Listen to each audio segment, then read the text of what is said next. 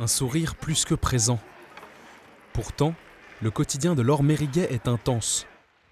En équipe de Suisse féminine et avec les garçons en club, la jeune hockeyeuse affiche déjà une certaine maturité. C'est aussi tout d'abord une passion, donc j'essaie d'apporter beaucoup sur le banc, d'encourager l'équipe, de la monter le plus possible vers le haut, de bien défendre.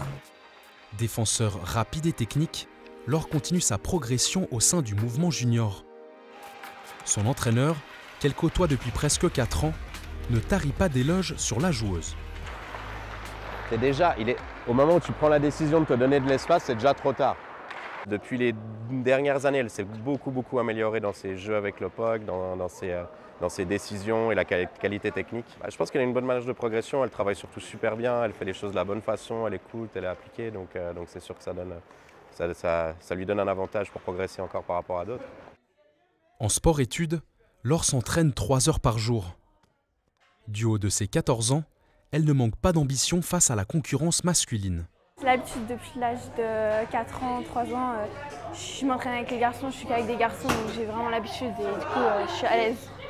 En plus ça fait 4 ans que je suis avec eux, du coup maintenant je les connais, donc ça ne pose pas ce problème.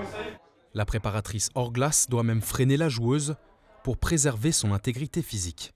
Elle est assez complète, je pense que Laure, il faut qu'elle fasse surtout gaffe à peut-être justement pas trop en faire. Mais non, c'est normal. T'inquiète, tu vas devoir m'aider. En tout cas en muscu, elle met plus lourd sur certaines barres que d'autres de ses coéquipiers, donc c'est cool, ça la pousse. Pour atteindre ses objectifs, Laure a besoin de son équilibre, sa famille. En équipe nationale des moins de 18 ans, elle s'entraîne 2 fois par mois à Zug. La joueuse s'envole également depuis Zurich avec les cadres. Toute une logistique pour les parents. Donc, elle a fait quand même Stockholm, Fussen, là les championnats du monde, il faut juste la monter à Zurich, mais nous on doit descendre derrière. Benjamin, chez les filles, ses premiers championnats du monde U18 en Suède lui laisseront d'ailleurs une marque indélébile. J'ai marqué mon premier but du coup au championnat du monde U18 et quand on marque son premier but en international U18, on prend le puck avec lequel on a marqué et après la capitaine et l'assistante ont collé la date, le match, la victoire qu'on a eue et puis le but. Une fierté pour sa famille. Sa première coupe, donc là on voit cette détermination qu'elle a et qu'elle a toujours. On est une famille, donc on est tous derrière elle aussi et c'est ce qui est sympa, c'est même son frère. Je trouve que c'est chouette cette relation où justement il lui donne des conseils, où ils échangent tous les deux.